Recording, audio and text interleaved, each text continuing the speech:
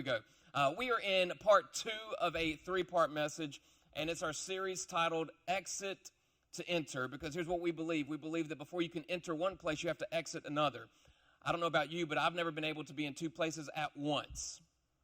And if you have been, then Jesus, we're glad that you're here. Make yourself at home. This is your crib. But it's hard to be in 2 places at once. It's also hard to have 2 mindsets at once. It's hard to have 2 different perspectives at once, right? So there's sometimes where you have to leave something behind in order to walk into what God has prepared for you. So this series is looking at common phrases and beliefs and mindsets we have that I think that we need to test and really examine and look at. So today's title, if you're a note taker, and if you love Jesus, you take notes. That's just a thing. That's not in the Bible. I'm just kidding. I shouldn't say that. But if you're a note taker, here's your title: You Go, I Go. You go, I go. And we're going to look at this common phrase that we may believe, and we looked at it last week. We're going to just kind of stretch it on out. And it's this one right here: if I believe in God, then I can do whatever I want. That's a common belief. If I believe in God, then I can do whatever I want. So tonight's message is we're going to separate and identify 2 different people. There are some people who just don't believe in God, right? And if you're in here, maybe you're not a Christian. We're glad that you're here. Keep hanging out with us. But there are some people who believe in God, and then there are other peoples who follow God, all right? There are some people who believe in Jesus, and there are other people who follow Jesus, okay? Now, part of that is a process, right? You believe and then you follow. But I just wanted to remind you that even the devil believes in Jesus. Even he believes, but he doesn't follow Jesus. So we're going to look at a passage of Scripture here in a few moments, and it's only 3 verses, so we're going to get you to your small groups. Don't even worry about that, because I know that you have been sitting and listening to someone talk to you for a very long time today, and we're not about that, all right? So I do want to tell you this quick little story to get us going. My son, Lennox, love him to death. He almost borderline threatened a dude that was about my size at a playground, and I was never more proud of him, okay? A youth pastor should not admit that, but I also don't want to lie. So this dude was throwing corn at him. It was a thing. I mean, easy. I'm also Lumbee, so you don't throw corn. Throw anything but corn. You know, don't throw corn. Too many carbs is wasted. But he was throwing this tray. It was like a sandbox except with corn, all right? And he threw it, and my son didn't like that. So he turned back and said, "Hey, don't throw that corn at me." And I thought, here we go. Let's see what he's got. And like, son, you're small, so you got to back that up, okay? You got to, how are you going to respond? And this kid that he was saying it to was probably 5 to 7 years old. I don't know. And he was on the husky side of hefty, okay? He knew something about some corn by the look of him. I mean, I don't want to judge, but I don't know what his cholesterol was, but he had been doing some stuff. And so I knew that my son would need Jesus to intervene if this got out of hand, because I don't know if I could have taken the dude. But he was hefty. But it didn't turn into anything. I don't know if he just saw the look in my son's eyes and said, he might know something. You know, the wiry ones you got to look out for, right? But it didn't turn into anything. But my son could stand up to him. But if we come into the house and the lights are not on, he does not go in.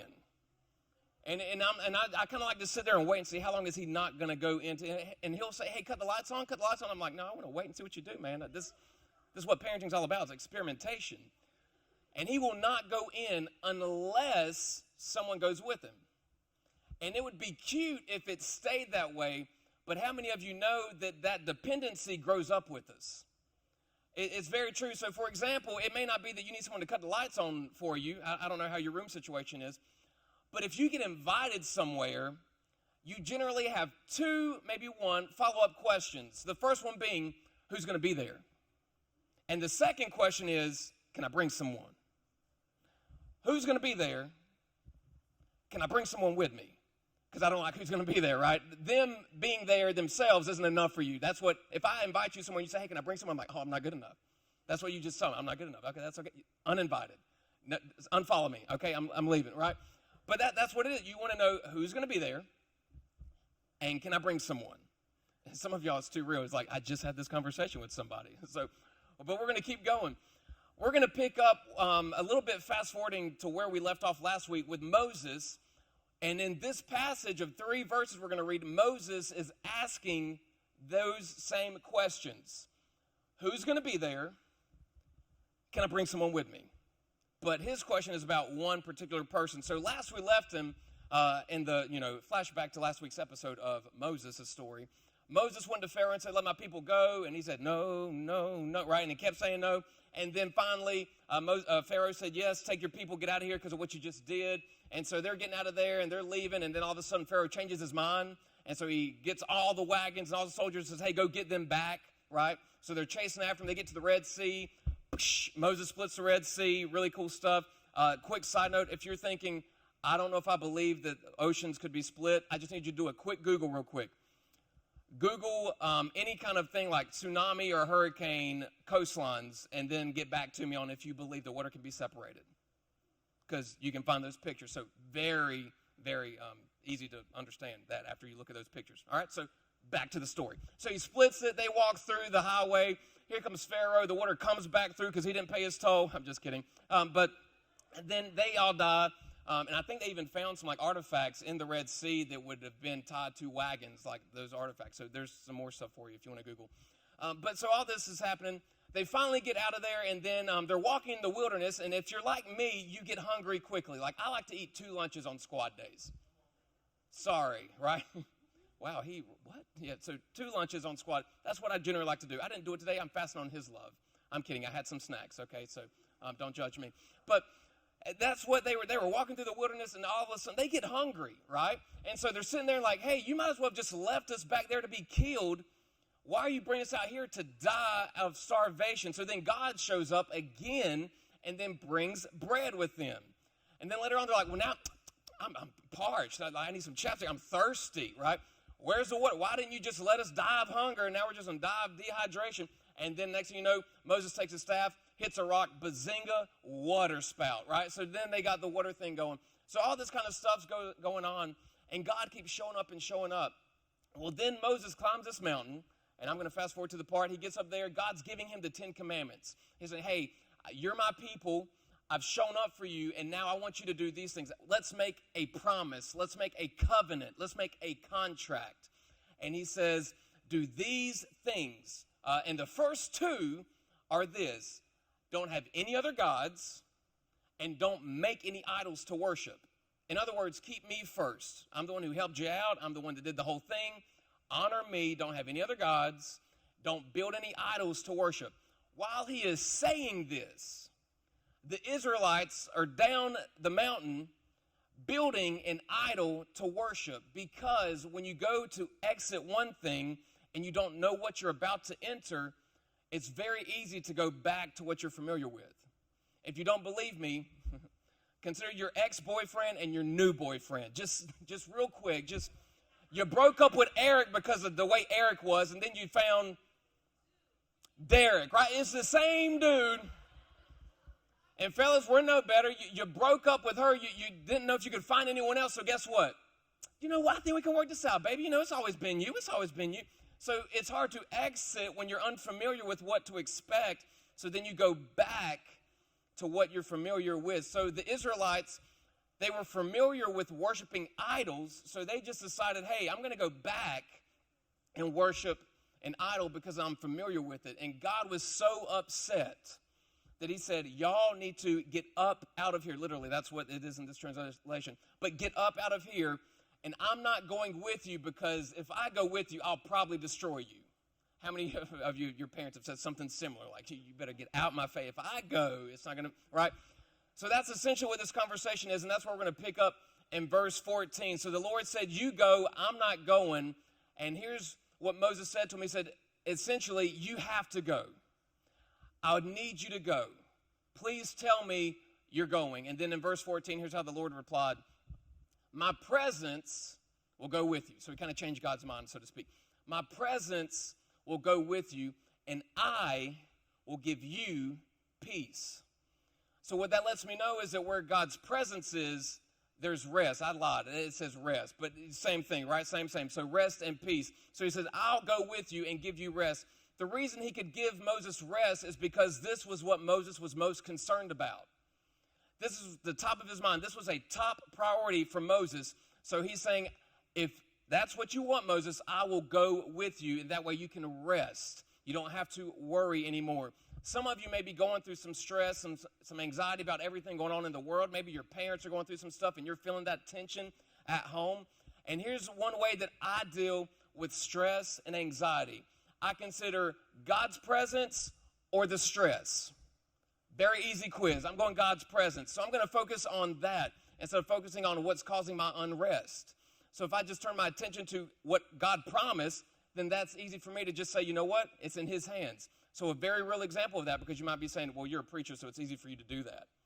Let me just say this. As a homeowner, in the middle of the night, when you hear something and you're the man of the house,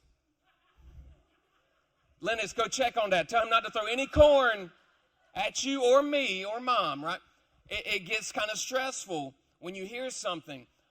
And when that happens, especially in the middle of the night, when you have a basket fall in your house off the top shelf and it triggers the crash glass alarm system in your house, and you jump out of bed in the middle of the night and you wonder, this is my moment.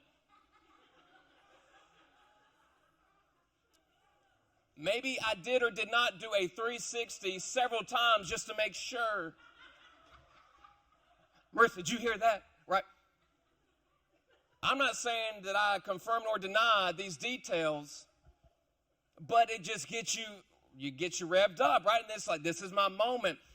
But then I remember the prayer that I prayed over our house before we moved in, that God, no one or nothing is allowed on this property that will bring us harm.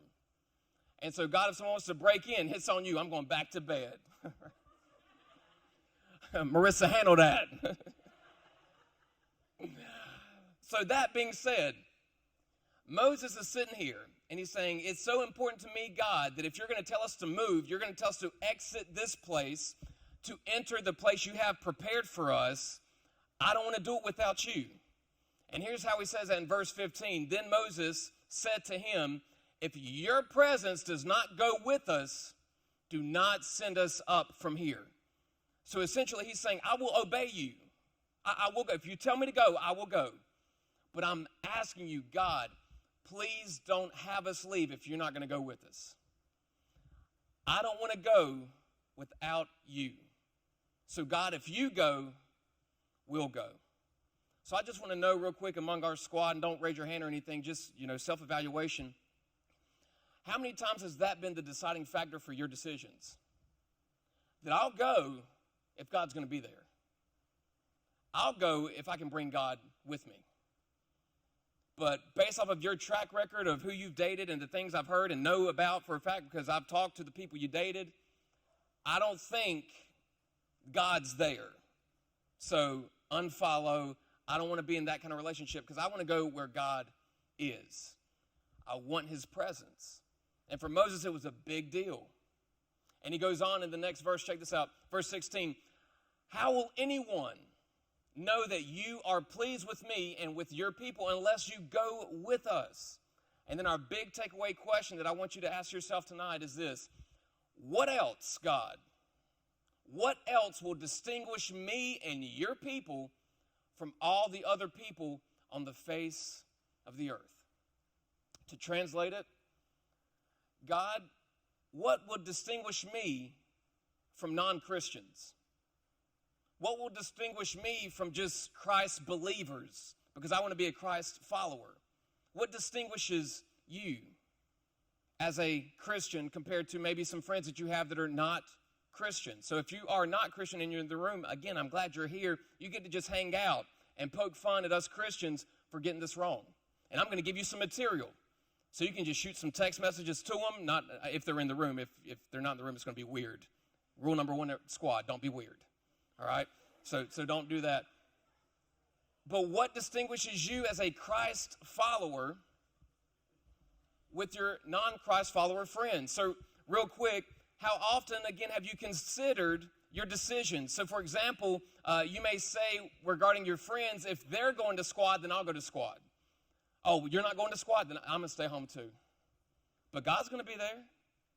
What's real cool is that this is a very long day for a lot of people. All of our volunteers, can we just real quick celebrate our volunteers? Make some noise for your small group leader.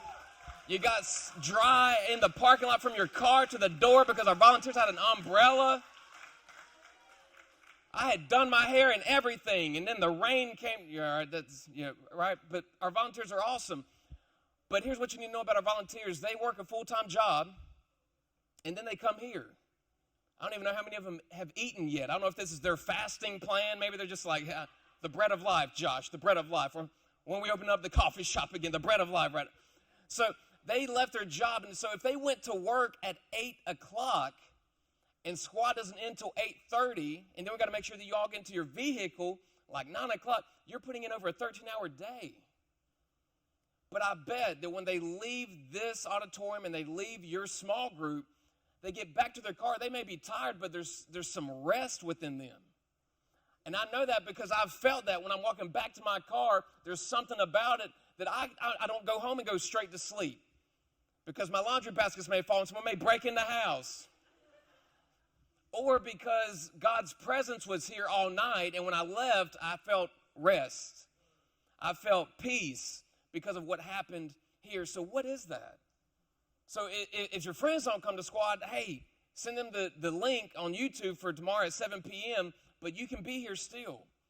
But how many times does that come up in your decision-making? Like, hey, if God's there, then I'm going to be there. If he's not there, I don't want to be there. And what I mean by God's presence, so let's get deep real quick in case we have any like theological seminary students that are going on to be preachers and pastors. And I don't know if you're going to be a deacon. Not here. We don't have those. But, whatever you may do, let the Lord lead you. But many of you may wonder, like, well, I thought God was omnipresent because you went to a Pentecostal church and they had a youth pastor that told you that. I'm not a good youth pastor, side note. But what that means is when God's omnipresent, that means he's everywhere. So, Josh, isn't God's presence everywhere? So even if I go to the relationship that maybe I'm not honoring God in, won't God be there? He exists everywhere, but he'll show up and have his presence there where he's blessed and honored. So, for example, Jesus even said, where 2 or 3 gather in my name, I'll be there. So if 2 and 3 gather in someone else's name for some other activity outside of what God wanted you to do in that relationship, that friendship, that hanging out time, Jesus ain't going to be there, unless you have a friend named Jesus who is not the Messiah, right? It's not going to happen because God wants to be there. He wants you to crave where he is. So let me put it in these simple terms for you. God was telling Moses in that moment, in that conversation we just looked at, if you want me there, I'll be there. If you want me to go with you, I'll go with you. But right now down the mountain, they were not acting like they wanted me there. They were behaving in ways that proved to me they didn't need my presence. They started worshiping someone else, doing some other stuff that I asked them not to do, so it looks like they don't want me there. But if you want me there, I'll go there. So here's what I want this message to really do. I want Squad to do this. I want us to be a squad that craves God's presence. I want Squad to be a place where it doesn't matter what happened during the day, during the week, during the pandemic, during 2020, during 2021, whatever the year may be. I want Squad to be a place when you get here, I'm going to have rest and peace. I got a bunch of homework to do after this, but for these 2 hours, it's going to be rest and peace, not rest in peace. That's different, okay? That's different. That's after the fact. But could you be the generation, could you be the leader of your generation that helps other students crave God's presence? I don't know who I'm talking to, but you may very well be the next Billy Graham. You don't know who that is. Google him. You may be the next world-renowned pastor. Billy Graham once gave a sermon. This was back in like the 80s in South Korea. And 1.1 million people showed up to hear him. I'm not talking about views on YouTube after the fact. I'm talking about back in the 80s when there was no internets like there is internets here, right? 1.1 million people showed up to hear him. You may be the next one of those when you crave God's presence and you crave to share that with other people. That could be you. So with that in mind, God is saying, Moses, if you want me there that bad, I will go where you go. So as we close out this message, I just want to ask a couple of questions just to get you thinking about your self-evaluation of how you distinguish yourself from your friends or other people who may not be Christian. So for example, What distinguishes me from other people that don't worship God? So how's my attitude? How's my response to difficult situations compared to other people who are not Christian? How's my tone when I respond back to my parents compared to my friends who are not Christian and their tone when they respond back to their parents? How's my behavior to different situations? Or it may go like this. Am I the same as people who don't believe in Christ? Do I act the same and respond the same? Do I act? Do I sound? Do I behave and respond the same way that my non-Christian friends act, respond, and behave? Do I disrespect my parents just like my non-Christian friends disrespect their parents? And that doesn't mean that non-Christian people disrespect their parents, so let's flip it. Do my non-Christian friends do less to disrespect their parents than I do? Am I doing more to disrespect my parents and those that I'm friends with who don't follow Jesus? It's one thing to be the same as, but like, don't be worse than, you know what I mean? So how do you equate to people who are not like you? What distinguishes you? So going forward, do I cuss? Do I make fun of people the same way that my non-Christian friends do? Or do I do it more? I cuss more. I make fun of people more than my non-Christian friends. Because if that's the case, you may be a Christ believer, but you're not following him. Because that's not what Jesus did. That's not what he came here to do. And God said, hey, Moses, if it's that important, I'll go with you there. So when you start doing these things, God's saying, I thought you wanted me there. It looks like you don't need me. And last one, do I read my Bible as much as my non-Christian friends? Do I read my Bible the same amount of times as my non-Christian friends? Do I pray the same amount as my non-Christian friends? What distinguishes me from non-Christian people? And that's what Moses asked in verse 16. He's like, what's going to distinguish us if you don't go with us? So when Moses met with God, last thing, and then we're going to close out. I'm going to summarize this next part. But in chapter 34, it gets real cool. And I should have told this on Halloween. You'll see why in a second. But something Moses would do, they built this tabernacle where God would hang out, and then Moses would go talk to him. That would be cool. Like maybe you have this, you built a fort in your room. You're like, hey, God, show up, right? And that's like your place. I don't know, your prayer closet. But you hang out there, and Moses would go and talk to God. And after that conversation, he would go and tell the leaders of the Israelites what God told him. But when he stepped out of God's presence and he went to face his people and talk to them, they were afraid because his face was glowing. There was no radiation back then, all right? It wasn't that, all right? He hadn't hit the tanning bed. His face was glowing, all right? So it looked something like, you know how the scary movie, right? It's just, hey, y'all, I just came out of God's presence, right? It was like lit up. And this would freak anyone out. I should have told this by the campfire on Halloween, right? So it was lit up, and people were freaked out. They were running away, and he's like, what's going on? No mirror, right? He's like, what's going on, y'all? And he talked to them and said, hey, here's what God told me to tell you. But they knew when he was in God's presence because they could see it on his face. So they could just look at him and tell where he'd been and what he'd been doing. They could tell it was glowing. It glowed so much that he put a veil over his face so he wouldn't freak people out, right? Now I don't know which one to talk into. It's like, hey, this ain't going to help any. So what he had to do, is put a veil over his face so he wouldn't freak people out. What I'm afraid this generation may be doing, or you may be tempted to do, is that if you are a Christ believer or a Christ follower, you put a veil over your faith so that no one will see it. You don't take your faith to school. You don't take it to the chat. You don't put your faith on social media because you don't want anyone to see it. You're afraid. And God's going to look at that and say, it looks like you don't need me and you don't want me there. But we're a squad that's going to crave God's presence. And now to fast forward, you're like, well, Josh, I couldn't help but notice that on the way in here, your face wasn't lit up. You ain't been in God's presence either, huh? Don't be calling us out. And you're very right. But hey, I've been reading today. I've been praying today.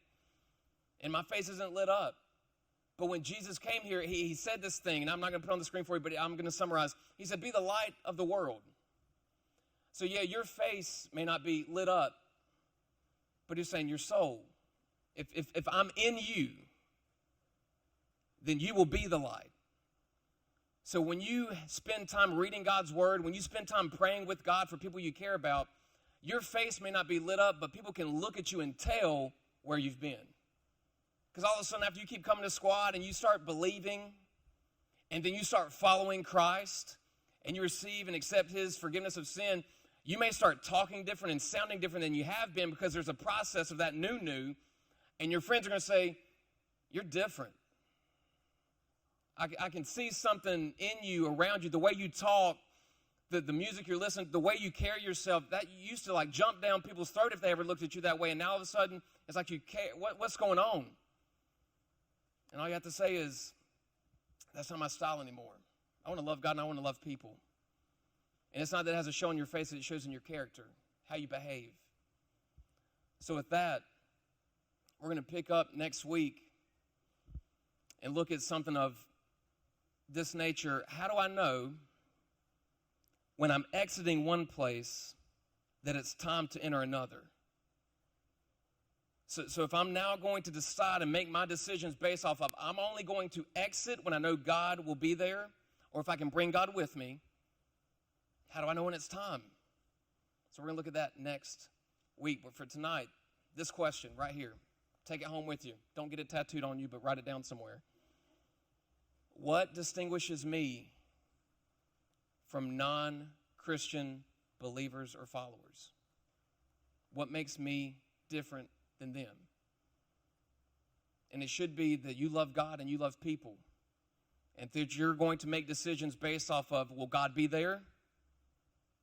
Can I bring God with me? And if the answer is no, then I don't want to go. Because it's me and God. So if you would, squad, please bow your head. Let's pray together.